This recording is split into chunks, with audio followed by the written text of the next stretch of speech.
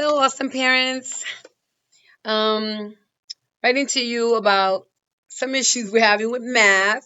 Believe it or not, it's subtraction and addition. And you would think, the children know how to add, they know how to subtract. Well, when it comes to regrouping, scary. So let me show you. We have a subtraction with regrouping. Regrouping is exactly what we grew up knowing as you have to borrow. You have to borrow from your neighbor because you don't have enough. And some children want to start at the bottom. No, you have to start at the top. For instance, this is easy because you could definitely subtract it, right? Let me get a marker. Sorry. I do like to tell my kiddos always start at the top and the corner. Some want to start in the front. No, we don't do it that way. We have to start here. So it would be 6 minus 2, and this one's easy peasy because you can subtract it, right? 4.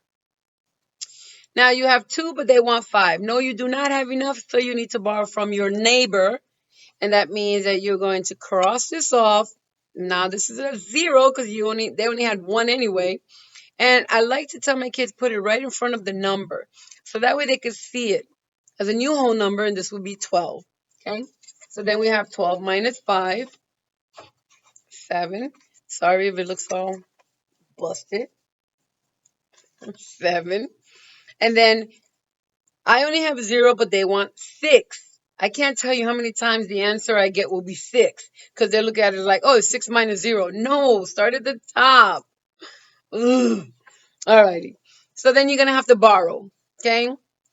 You borrow from this 3, 1, and now he becomes a 2, and now put the little 1 in front, and there's your 10.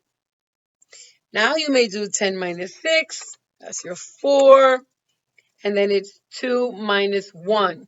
And this is why I tell them to never start in the front. Because they'll go, oh, it's 3 minus 1 is 2. Not when you have done all this regrouping.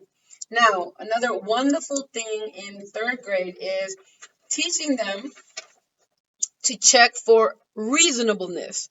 I know it's a long word. They're hearing me say it. Don't stress it. Reasonableness is saying, is this number, if you subtract it correctly, can we find a reasonable range or number you're in? So the answer is 1,474. You can estimate, right? So instead of 3,126, you could say, okay, if it's 3,100, and instead of 1,652, you could say, okay, 1,600. Because remember, when you're estimating, you should have all these zeros in there, right? So then I've been showing them this too. So then they're going to subtract 0, 0. They're going to have to borrow on this one, which they're not going to like, but that's fine. So it's 11 take away 6, and that's 5. And then the 2. So then they themselves will have to say, is it reasonably correct? Sorry, I made the mistake. 2 minus 1 is 1. After I was brain dead. Okay, here we go. So then they have to ask themselves, is it reasonable that my answer might be correct? If they look at their estimation, yeah, it's very reasonable because you're very close. Now, when I made that boo-boo of a 2,000, then it would be like, no, you're off by 1,000. So then this is a good way to go back and reflect and check and say, okay, I did it right or I didn't. We started today with word problems. Now, word problems with one step is super easy. I'm having them target the keyword. If it says fewer, you're going to subtract. If it says more, you're going to add. We haven't even gotten to multiplication and division, but we're getting there, right? And we haven't even got to two-step word problem, which is even a lot more difficult than just one step. Please, please, please, please. Their homework they're taking home is that one step right now. And I think for the entire week, I think until Friday.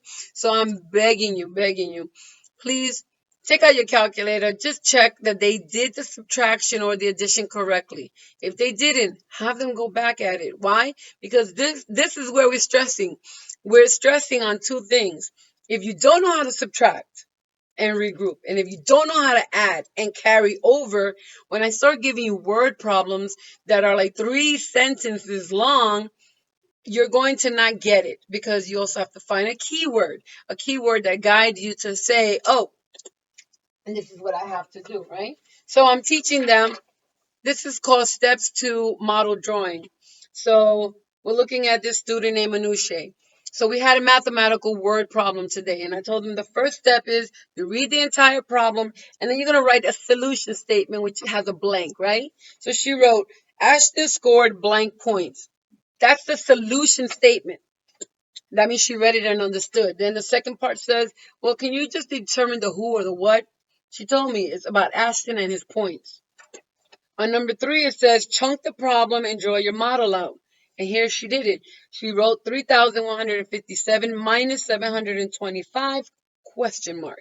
She's not doing the work. She's just setting herself up for success by writing the equation. She gets to step 4 and it says, solve the problem now. See? And I can see she did a great job at borrowing, carrying, doing everything correct.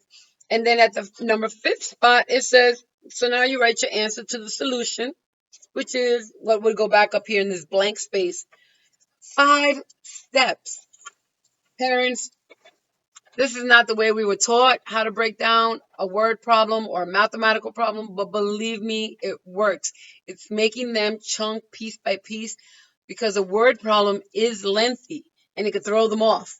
And there are tricks to it that makes it even harder for them. So I'm begging you.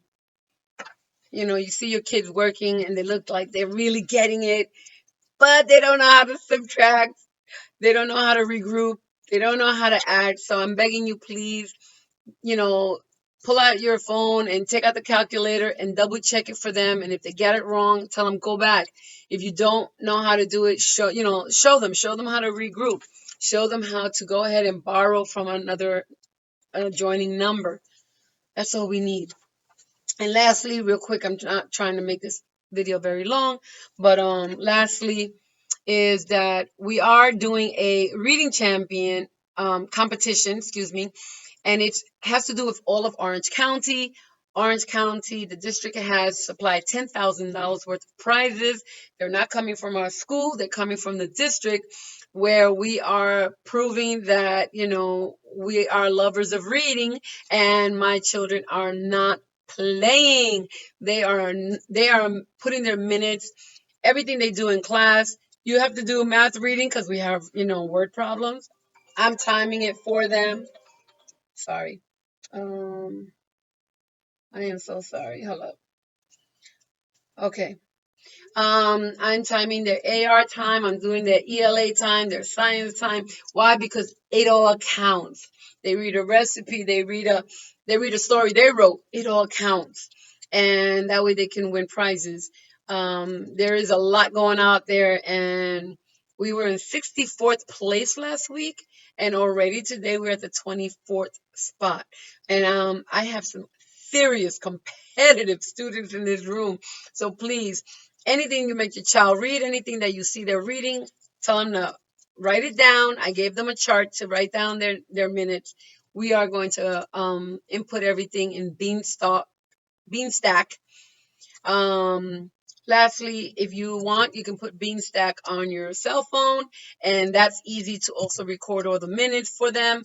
If not, they can do it at home through Launchpad, and if not, they're going to do it with me at the end of the day. Okay, so have them reading. Tell them, yes, reading my homework also counts. So time them and give them some time. They're going to love this competition, and it runs all the way through April. So I have some really good this is a really good way to boost their stamina for reading before the test. All right, I don't have that many seconds left in this video.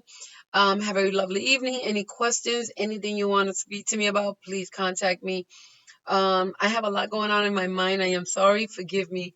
My son has cancer and he will be operated in 2.5 weeks. And because of that, I'm physically here, but not mentally here sometimes.